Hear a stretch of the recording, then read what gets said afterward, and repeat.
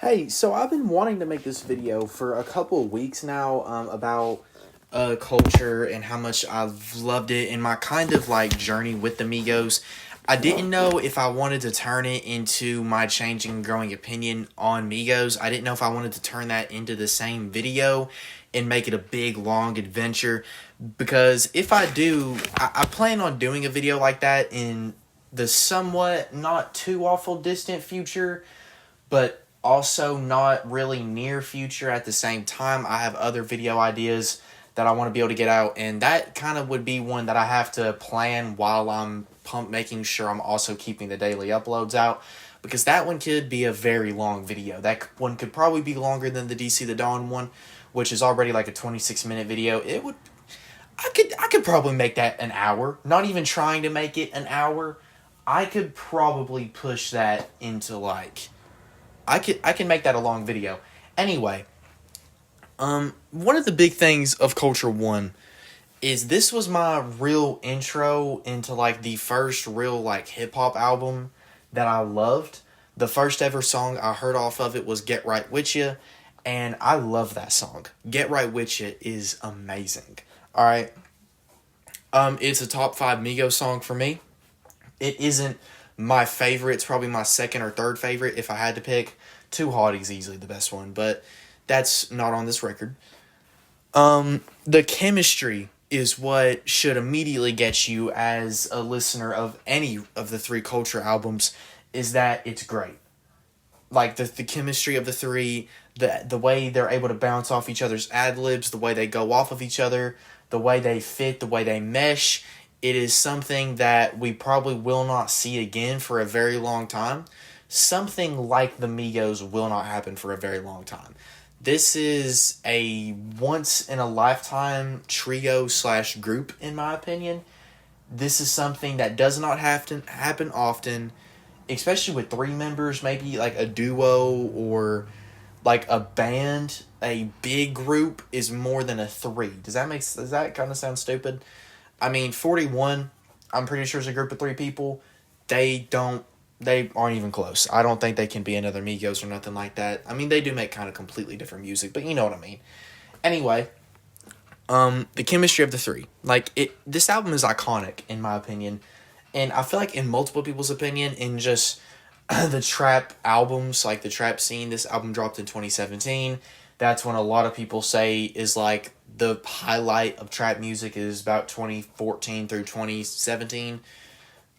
Beginning of 2018 is what most people usually say, and then it kind of falls off from there. This is a reason they say that. You know, this is a great album in that time frame, in that period. There's no real weak spot, in the album. There's no real skips, because it's a very, very tight 13-song record that I feel like they kind of slip on the next 2 Cultures, and they make them a little longer than they should be. Because Culture 2 is 24 songs long, and I love the Migos to death, but that's too long for an album of theirs. I want this album on vinyl so bad. This is a little side tangent, but I want it on vinyl so bad. It's like $300 though, which if you join the Patreon, it's a little easier to save up for. But anyway, I want to try and get back into doing, not get back, I know I keep saying videos that I want to start doing, and I just never start doing them. Vinyl reviews are going to happen. I swear to God they're going to. And I want to look at my Culture 2 vinyl because it's easily my favorite one. It's awesome. I love to open it up and see the 3 on it. I'm going to shut up about it. I want to save it for whenever people can actually see it. It's a fantastic record. Fantastic vinyl that I have. It's amazing. But like I said, a very tight 13-song runtime. It's only like just at an hour, which is very good for a Migos album and very good for albums nowadays. It's not even right at an hour. It's like 45 minutes, I think. Very tight 13. You go from freaking like Deads to Slippery to Get Right With Ya. Bad and Bougie's a bonus track on here, and that's amazing. And the features are great. There's only 3. I mean, I'm not counting DJ Khaled. But there's only 3. There's Gucci Mane, 2 Chainz, and Travis Scott. My fault. Blank for a second. That's only 3, ain't it? Yeah. I haven't even talked about T-Shirt yet. T-Shirt's amazing, but anyway, the features, right? Travis Scott on Kelly Price, amazing. 2 Chainz on Deads brings so much energy and grit to that song. Gucci Mane slips and slides all over Slippery. How could you not like Slippery? What a good song. And you notice how I keep talking about different ones? That is a highlight. There's no just few amazing ones. They're all amazing. There's so many hits on this thing. Like, I want to say probably the biggest ones besides Bad and Bougie was probably T-Shirt was huge. Slippery's really big. Dead's is big, but not, I don't know, not really as big. Bag on Bag, or Brown Paper Bag, not Bag on Bag. Big on Big is great. What's that one? Oh my god, what's the one that's like Ass? Is that the name of it? Is it just Ass? It's not just called Ass. I'm tripping.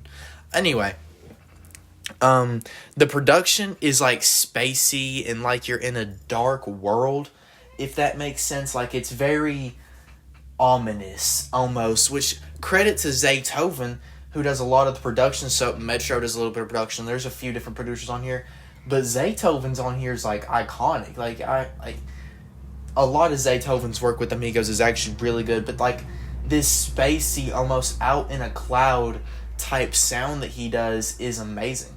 And that it kind of just benefits the Migos sound, which is something that is very hard to replicate. You know, a lot of people hate on them for having the same sound and not deferring too much off of it, or the same flows. Why would you if it works, you know? I mean, it's not like the DaBaby flow where it's literally the exact same thing. It's different. You know, there's different deliveries, different fun bars. And kind of seeing this not as evolved version of their 3 sounds is kind of better because it was grittier and more raw. Now, like, obviously there's still all 3, well, obviously R.I.P. Takeoff, he was great too. I mean, like, the growth of all 3 of them, like right before Takeoff died, Quavo and Offset, they were all 3, they were more polished, but like it was, the goodness in their talent was still there, that you didn't really notice it. It was better just in a different way. But this rawness, especially from like Offset, because hear me out, Offset is my favorite Migo. All right, he's my favorite rapper. I love Offset to death. His flows and verses on this album are my favorite part. His verse on Get Right With You is amazing. I feel like he was just more raw. And that, I feel like that's such a weird way to describe it. Like, more gritty. Like, the way he just, like, delivered verses like he was hungry, no matter the song. And I feel like he still has that a little bit, but it's just not to the same degree. Like, this, like, I love the Without Warning sound. A lot of that is still kind of in this. Just this, I'm kind of mad at the world energy almost. Quavo's hooks are amazing and iconic and great, like, starts to the songs. A lot of these songs on here, especially the best ones, start off with Quavo doing a hook and a verse, and they're amazing. Like that, like Quavo is the hook guy. You know, everyone knows that. I mean, obviously he can do more, like, especially now. His verse game is better than ever now. But like back in Culture, he could drop you a fantastic hook and then an amazing verse. It was just how he goes. Takeoff does amazing with faster and more lyrical flows. Like, there's a lot, like a whole lot to love about this project. The album is the perfect length. I said that earlier, the only 12, 13, it's 13 songs, it's not 12. 13 if you count Bad and Bougie. But this album is everything perfect about the Migos. Everything you can say that is good about Migos is on this project, and it's non-stop. It is great. The only complaint I have, it's not even a complaint, it's just I wish that they kind of stuck with this more gritty, groundy, grummy sound, spacey sound a little bit more in their Culture 2 and in Culture 3, because that's the trap sound isn't necessarily in those two. And obviously I'm glad and I appreciate that they evolved their sound and they were able to evolve as like creators and they create more and better music. Because, I mean, there are a lot of good songs on Culture 2, a lot of great songs, but the lightning in a bottle that is Culture 1 could not be replicated. And it is sad that we will probably never get to see another chance at it being replicated with a Culture 4 or with a group project at all. It was already kind of low chance anyway, because Takeoff passes away, and obviously like that, kind of immediately made the group done. Before that, all three of them were kind of, not all three of them, Quavo and Takeoff were kind of beefing with Offset anyway, or at least that is what it looked like. We don't know if that is what was going on. We can't see behind the scenes. That's just what it looked like and what it seemed. Quavo and Takeoff were doing their own thing, and that was a fun thing. I wish we would have got to see more of it than what we did, because that was fun. Hotel Lobby and Chocolate, amazing songs. Messy's a great song. Just, there was so much talent lost there, so much potential lost. Offset's still doing a crazy solo career that I really have enjoyed listening to, and so is Quavo now. They're off to better things now, but this album is a moment. This is a big moment in music, a big moment in time that I'm sad we won't get to see anything like it again. Culture 1 is my favorite album of all time.